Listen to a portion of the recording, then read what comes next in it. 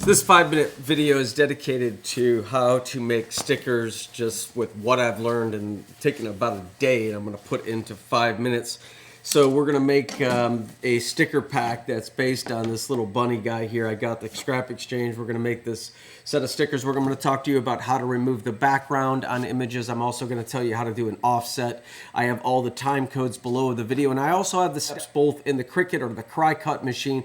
And these are the stickers that my daughter made, and I'm really excited about those because it's just really big into collage, and it's just really fun to watch her do that. You're going to need a cutting mat. These cutting mats are how the sticker paper is actually applied to it. It uses registration marks, and you first want to print this sticker paper, which I have all the sticker paper that I would recommend you down below. And also I would recommend really trying one out before you bought 3 packs. Some stick to Stanley, some are better for paper, some are white, some are clear. All right, so I have a couple different images. The reason why I have 2 different rabbits is I'm gonna demo how to actually remove the background and create the outline, and then how to, if you bring in an image without a background, it's different. If I were to bring in this image here, I just took a picture of this little bunny guy, and I brought this in. What I want to do is I want to shrink it down so that I can see it. And then I'm going to hold my shift key and I'm going to scale him all the way down. So now I have an image here. I'm going to zoom back in. I have an image here, PNG, without a background and one with. Automatically, when you bring in a PNG, it creates a cut line, which is really important. But I want to have padding in between my image and that, just to have the quintessential sticker look. So what I want to do is select this guy, and under the modify menu here, I want to detach the lines, okay? Detaching the lines will basically degroup or ungroup those lines, the cut lines, because they're too close to my object. Select here and just select the image. The cut lines are separate, so I'm going to delete those cut lines. And so now what I'm going to do is I have to create cut lines offset or away from this little bunny guy. So I'm going to select this bunny guy and I'm going to go into the offset menu. If you don't know where anything is that I say, just go up here and just search for offset, and everything will pop up exactly where it's at. So now under the offset menu, I'm going to select offset here up at the top, and I'm going to, it's automatically going to create a little red line, a cut line around my object. This will leave a little bit of a white area around my bunny. I can increase that distance really high or really low by using this slider. You can also change the corners to sharp or to rounded. So I just want a little bit of a white outline, and that's what does it. Now let's say that you have something with a background and you want to remove the background. What you want to do is select this bunny with the background, and you want to go under the trace menu.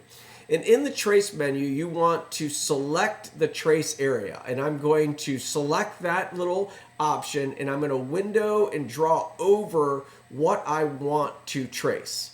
So then I'm going to go trace and detach, okay? So now when I select the outside, lost some of the face. So I'm going to select the area again, and I'm going to look and see that I'm going to increase the threshold so it holds more of the bunny. And now I'm going to trace and detach. And now I'm going to select the background, and now my bunny is completely ready to go. Now I'm going to select my all of my bunny, and I'm going to go to offset, and I'm going to go to offset here, and I am going to see that it's offsetting all the individual objects. So I want to hit cancel, and I want to select my bunny.